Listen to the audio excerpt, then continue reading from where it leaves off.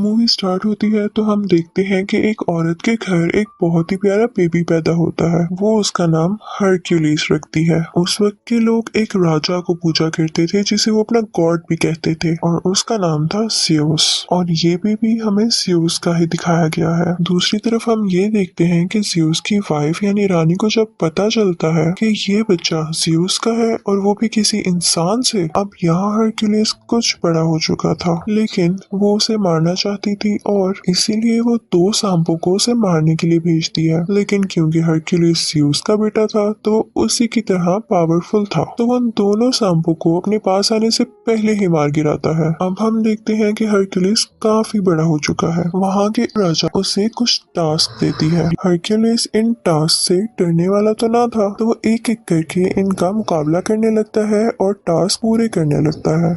सबसे पहले तो एक अजीब सी क्रिएचर से लड़ता है और जीत जाता है। उसके बाद भी कई जानवरों से लड़ता है और उन्हें हरा देता है।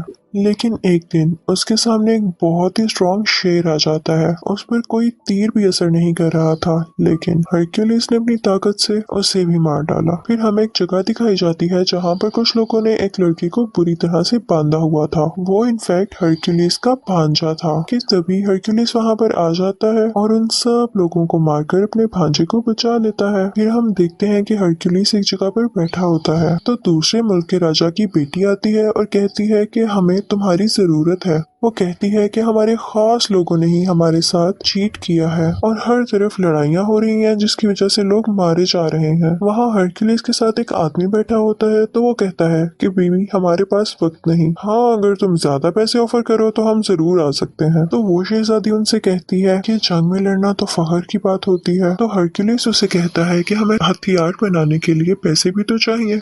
तो वो शहजादी कहती है कि मेरे पापा यानी राजा बहुत अमीर है, तो वो तुम्हें बहुत सारा सोना दे सकते हैं। तो हरक्यूलिस मान जाता है और उसके साथ उसके मुल्क आ जाता है। वहाँ पर एक बहुत बड़ा स्टैचू लगा होता है जो कि ज़्यूस की वाइफ का था। तो शहजादी हरक्यूलिस को बताती है कि ये 5 साल में बना। यहाँ पर कोई भी नहीं यकीन कर रहा था कि यह वाकई ज़्यूस का बेटा है, लेकिन उस शहजादी के बेटे के लिए हरक्यूलिस तो कोई हीरो जैसा था। राजा उसे बताता है कि मेरे खास बंदे ने हमसे बगावत यानी चीट किया है और उसके बाद से पूरे मुल्क में लड़ाइयाँ चल रही हैं, इसलिए हमें तुम्हारी मदद की जरूरत है ताकि हम सब कुछ दोबारा ठीक कर सकें। वो उसे ये भी बताता है कि वो एक नॉर्मल इंसान नहीं है बल्कि वो एक जादूगर है और उसे गॉड के अलावा कोई नहीं मार सकता।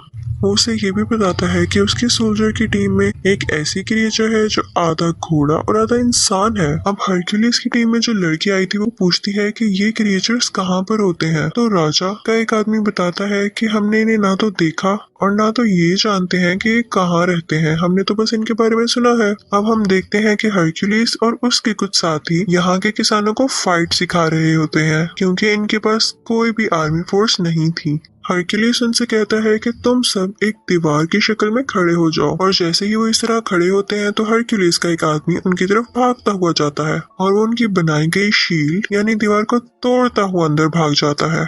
हरक्यूलिस उन सबसे कहता है कि इतनी कमजोर दीवार, अगर इसी तरह रहा तो तुम लोग हार जाओगे। अब यहाँ हरक्यूलिस इन सब फार्मर्स को ट्रेन कर रहा होता है कि हमें पता चलता है कि कुछ लोग इनके मुल्क पर अटैक करने आ रहे हैं। जब ये बात हरक्यूलिस को पता चलती है तो वो जंग करने से मना करता है क्योंकि वो कहता है कि जंग के बाद हमारे पास कुछ भी नहीं रहेगा। लेकिन वहाँ का राजा कहता है कि हम जितनी जल्दी इन लोगों को खत्म करेंगे उतनी जल्दी ही हमारे मुल्क में सुकून हो जाएगा। अब रात में हम देखते हैं कि शहजादी का वही बेटा जो हरक्यूलिस को अपना हीरो मानता था वो उससे मिलने के लिए आता है। वो उससे कहता है कि मुझे आप बहुत अच्छे लगते हैं और मैं भी बड़ा होकर आपकी तरह ही बनूंगा। यहाँ हम देखते हैं कि हरक्यूलिस किसी जानवर के दांत का लोकेट अपने गले से उतार कर उस बच्चे के गले में डाल देता है।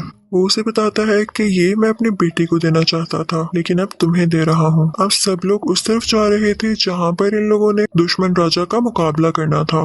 रास्ते में ये लोग देखते हैं कि एक जगह पर कटे हुए सर लटके हैं। तो राजा उन्हें बताता है कि वो यहाँ पर हमसे पहले पहुंच चुका था और हमें डराने के लिए उसने यहाँ के लोगों को मार दिया। हरक्यूलिस कहता है कि हम यहाँ से पैदल जाएंगे और सब चलने लगते हैं, लेकिन हरक्यूलिस नोट करता है कि ये डेड बॉडीज आज की नहीं बल्कि कई दिन पुरानी है और ये उनके लिए एक साजिश थी उनका ध्यान इधर उधर करने के लिए। और तभी हम देखते हैं इनके चारों तरफ एक कबीले के कुछ लोग आ जाते हैं। हरक्यूलिस काफी हैरान होता है कि हम तो इनकी मदद कर रहे हैं और ये उल्टा हमें ही घेरे हुए हैं। फिर हमें पता चलता है कि दुश्मन राजा एक जादूगर था और वही इन लोगों के दिमाग को भी कंट्रोल किया करता था। यहाँ पर ये कबीले वाले हरक्यूलिस और उसकी टीम यानी साथियों पर हमला कर देते हैं। इन सब में बहुत लड़ाई होती है और हरक्यूलिस बहुत अच्छी तरह से इनका मुकाबला करता है और सबको मार गिराता है। अब यहाँ का राजा काफी परेशान हो जाता है क्योंकि उसके सिपाही मारे गए थे।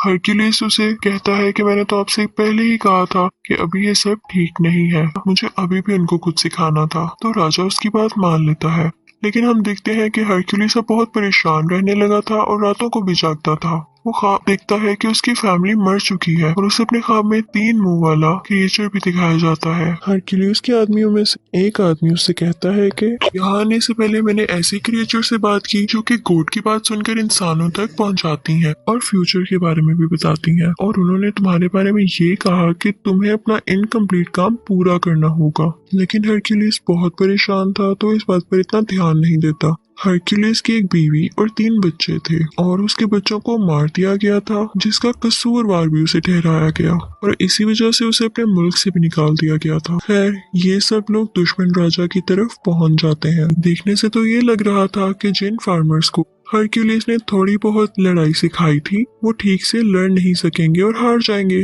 लेकिन लकीली वो ये जंग जीत जाते हैं। फिर हम देखते हैं कि वो दुश्मन राजा हरक्यूलिस की तरफ बढ़ता है ताकि उसे मार सके। तो हरक्यूलिस फौरन से उसका घोड़ा गिराकर उसे कैद कर लेता है। कैद करने के बाद वो उसे राजा के पास ले जाता है। वो दुश्मन राजा कहता है कि तुमने मुझे बिला वजह कैद किया है, मैंने तुम्हारे मुल्क का कुछ नहीं बिगाड़ा। तो हरक्यूलिस कहता है कि अगर तुमने नहीं किया तो फिर किसने किया है। तो दुश्मन राजा उनसे कहता है कि तुम जरा खुद सोचो, जिस राजा के लिए तुम लड़ रहे हो अगर वो इतना ही अच्छा और ताकतवर है तो उसकी फौज उसके साथ क्यों नहीं है और उसे तुम्हारी क्यों जरूरत पड़ रही है। तुम जिसके लिए लड़ रहे हो वो इंसान ठीक नहीं है। रात को एक इवेंट होता है जिसमें राजा के सर पर ताज रखा जाता है क्योंकि उसने हर जगह कब्जा जो कर लिया था। वहीं पर उसका दुश्मन राजा भी बंधा हुआ था। सब उस पर हंस रहे थे, लेकिन राजा की बेटी यानी शहजादी जब ये सब कुछ देखती है तो उसे बिल्कुल अच्छा नहीं लगता। उसे उस दुश्मन राजा पर बहुत तरस आता है। हरक्यूलिस ये सब कुछ देख रहा था तो वो शहजादी के पास जाकर पूछता है कि ऐसा क्यों है, तुम्हारी आंखों में उसके लिए रहम क्यों आया, जो सच है तो मुझे बता सकती हो। वो बताती है कि जिस मुल्क का ये राजा है वहाँ का राजा मेरा शौहर था, लेकिन मेरे बाप ने उसे जहर दे दिया और खुद राजा बन गए, और ये राजा जिसे तुम लोग कैद करके लाए हो ये मेरे शौहर का खास आदमी था और इसीलिए वो मेरे बाप के खिलाफ हुआ और जंग शुरू होने लगी। वो कहती है कि इस सब में उस दुश्मन राजा का कोई कसूर नहीं, बल्कि वो तो हमारा दुश्मन है भी नहीं, इस सब के पीछे मेरे बाप का हाथ है। लेकिन मैं अपने बाप के सामने इसलिए कुछ नहीं बोल सकी क्योंकि मेरा एक छोटा सा बेटा है जो कि अभी उनके कंट्रोल में है। और वो उससे कहती है कि मेरे बेटे को यहाँ से ले जाओ और उसे अपनी तरह की ट्रेनिंग दो। यहाँ राजा का खास आदमी आता है और हरक्यूलिस से कहता है कि आपको राजा ने याद किया है। अब हरक्यूलिस राजा के पास जाता है तो राजा उससे कहता है कि मैं बहुत खुश हूँ कि तुमने आम इंसानों और किसानों को अपनी जंग के तरीके सिखाकर उन्हें जितवा दिया और देखो आज मैं राजा हूँ। अब आगे से वो लोग दूसरे लोगों को लड़ाई के तरीके सिखाएंगे और आहिस्ता आहिस्ता मैं पूरी दुनिया पर कब्जा कर लूंगा, और ये सब तुम्हारी वजह से हुआ है, तो क्या तुम मेरे खास आदमी बनोगे। हरक्यूलिस सुनकर मना कर देता है तो राजा कहता है कि ठीक है, जैसे तुम्हारी मर्जी, ठीक है मैं तुम्हें सोना देता हूँ और उसके बाद तुम यहाँ से चले जाना, और मैं राजा बन चुका हूँ तो मुझे तुम जैसे लोगों की अब क्या जरूरत है। अब हरक्यूलिस और उसके साथी वहाँ से अपना सोना लेकर चल पड़ते हैं कि तभी वो देखता है कि उसके आसपास गांव के लोग खड़े हैं। वो लोग काफी उदास दिख रहे थे। दरअसल वो नहीं चाहते थे कि हरक्यूलिस जाए क्योंकि हरक्यूलिस ने उन्हें रहने के तरीके जो सिखाए थे। हरक्यूलिस जैसे ये देखता है वो अपने सोने की थैली फेंकता है और कहता है कि मैं यहीं रहूंगा क्योंकि यहाँ के लोगों को मेरी जरूरत है। हरक्यूलिस का एक साथी कहता है कि आप क्या कर रहे हैं, हमें अपना सोना मिल चुका है और हमें यहाँ से निकलना चाहिए। लेकिन हरक्यूलिस के बाकी साथी भी अपना सोना फेंक देते हैं और हरक्यूलिस के साथ ही रुक जाते हैं, सिवाय उसी एक साथी के। वो अपना सोना लेकर वहाँ से चला जाता है। अब हरक्यूलिस के साथी सीधा राजा के कमरे में आते हैं, लेकिन राजा के आदमी इन सबको घेर लेते हैं। यहाँ शहजादी और उसका बेटा भी होते हैं। अब राजा का खास आदमी उसे बताता है कि आपकी बेटी हरक्यूलिस को कह रही थी कि मेरे बेटे को अपने साथ ले जाओ। ये सुनते ही राजा अपनी बेटी से उसके बेटे को छीन लेता है। यहाँ पर राजा का एक आदमी हरक्यूलिस पर अटैक करता है जिससे वो बेहोश हो जाता है, और जब उसे होश आता है तो वो देखता है कि वो बड़ी बड़ी जंजीरों से बंधा हुआ है। और तभी वहाँ पर उस मुल्क का राजा आ जाता है जहाँ पर हरक्यूलिस बड़ा हुआ था। हरक्यूलिस ने हमेशा उसका साथ दिया और उसके लिए कई जंगें लड़ी, लेकिन यहाँ पर इसने भी चीट किया और उसी बुरे राजा के साथ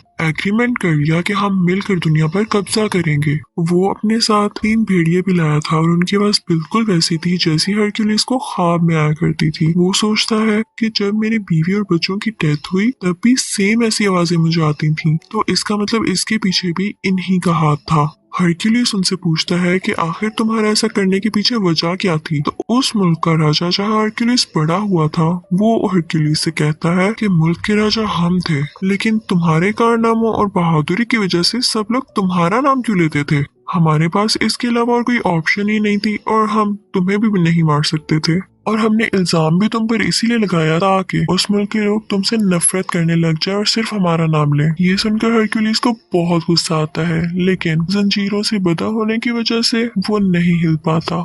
अब यहाँ हम देखते हैं कि वो राजा सबको एक एक करके मारने का प्लान कर रहा था, और इसके लिए सबसे पहले वो अपनी ही बेटी को मारने लगता है। ये देखकर हरक्यूलिस घबरा जाता है तो उसका साथी उससे कहता है कि तुम कर सकते हो, अगर तुम हिम्मत हार गए तो हमारा क्या होगा। ये सुनते ही हरक्यूलिस में काफी हिम्मत आती है और वो उन जंजीरों को तोड़ देता है और खुद को आजाद कर लेता है। वो फौरन भागकर उस शहजादी के पास जाता है और उसे बचा लेता है। अब वो 3 भेड़िए हरक्यूलिस की तरफ आते हैं और उस पर अटैक कर देते हैं, लेकिन हैरानी की बात यह है कि वो उन तीनों को मार देता है। वो अपने साथियों को और उस बेचारे राजा को, जिसको ये लोग दुश्मन समझ रहे थे, आजाद कर देता है। अब वो दोनों बुरे राजा यहाँ से भाग गए थे, लेकिन हरक्यूलिस किसी तरह से उस राजा को पकड़ लेता है जिसके मुल्क में वो बड़ा हुआ। वो उसे उसी के खंजर से मार देता है, बिल्कुल उसी तरह जैसे उसने इसकी फैमिली को मारा था। इसके बाद वो अपने साथियों को लेकर महल चला जाता है। वो देखता है कि राजा बहुत ज्यादा फौज के साथ खड़ा है और एक आदमी ने शहजादी के बेटे के गले पर खंजर रखा हुआ है। राजा हुक्म देता है कि इस बच्चे को मार दिया जाए, लेकिन तभी वो आदमी वहाँ पर आता है जो हरक्यूलिस का साथी था और सोना लेकर वहाँ से चला गया था। वो फौरन से तीर से उस आदमी को मार देता है जो कि उस बच्चे को मारने वाला था। वो सब उस छोटे बच्चे को बचा लेते हैं, लेकिन अब उस दुश्मन राजा की पूरी फौज इन पर अटैक करने लगती है। हरक्यूलिस भी बराबर इनका मुकाबला करता है। इसी दौरान हरक्यूलिस के एक साथी की डेथ हो जाती है क्योंकि वो बहुत जख्मी हो चुका था। अब उस राजा की बाकी फौज भी इनकी तरफ बढ़ रही थी, लेकिन हम देखते हैं कि हरक्यूलिस के आदमियों ने बिल्कुल वैसी ही दीवार यानी शील्ड बनाई हुई थी जिसको तोड़ना नामुमकिन था। हरक्यूलिस वहाँ पर देखता है कि ज़ियस की वाइफ की वहाँ पर बहुत बड़ी स्टैचू है। जैसे ही उस राजा के सोल्जर्स ऊपर आ रहे होते हैं तो हरक्यूलिस उस स्टैचू को नीचे की तरफ गिरा देता है। वहाँ से सब सोल्जर्स वापस आना शुरू कर देते हैं। जब राजा ये सब देखता है तो अपने सोल्जर्स पर गुस्सा होता है कि जाओ हरक्यूलिस को मारो, लेकिन तभी स्टैचू उस पर आकर गिरता है और वो राजा मारा जाता है। और राजा के सब सोल्जर्स और बाकी सब लोग भी हरक्यूलिस की ये बहादुरी देखकर उसके सामने झुक जाते हैं। लोग अभी भी नहीं जानते थे कि ये वाकई ज़ियस का बेटा है भी या नहीं, लेकिन ये जरूरी नहीं था क्योंकि वो इतना ज्यादा बहादुर और ताकतवर था कि इस चीज ने उसे आम लोगों से ऊपर कर दिया था। वो लोगों का ख्याल भी रखा करता था, इसीलिए सब लोग हरक्यूलिस की तारीफ करने लगे थे और यहीं पर कहानी की एंडिंग हो जाती है। Thank you for watching.